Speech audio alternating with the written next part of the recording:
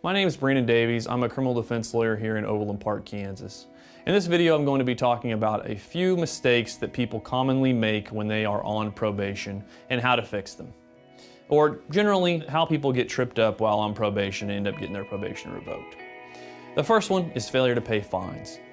Almost anytime you have any type of criminal conviction, there's going to be some sort of fine associated with it. One of the almost universal conditions on your probation is that you pay your fines in accordance with either your plea agreement or whatever the judge ordered you to do. If you pay fines on your case, you'll stay in good stead with your probation officer on that. One of the other most common reasons that you can get revoked on probation is alcohol and drug use. Almost universally in probation agreements, they're going to state that you cannot consume, ingest, possess illegal drugs or alcohol.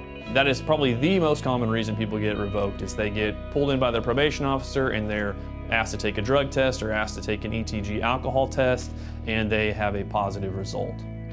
So you have to abstain from all drugs and alcohol use while you're on probation. Another common reason people get revoked on probation is just not keeping up with their probation officer. Whether that be move from your residence that's on your probation paperwork and not tell your probation officer or not inform the court, or missing meetings. And that's also a really common reason to get your probation revoked.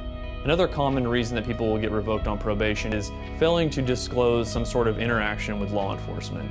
On almost all probation agreements, it is going to say that a person, if you are arrested, if you have any type of interaction with law enforcement, even in an investigatory sense, that you're supposed to disclose that to your probation officer. Usually, most probation agreements will put a time limit of 48 hours. This can be as simple as getting pulled over for a speeding ticket, or a warrant served on your house or something like that.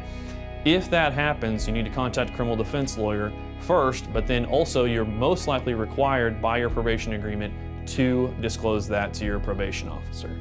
If you do these things and listen to your probation officer, probation is not a hard thing to do. If you've received a motion to revoke your probation or you're having trouble on probation and you need to speak with a lawyer, feel free to contact my office.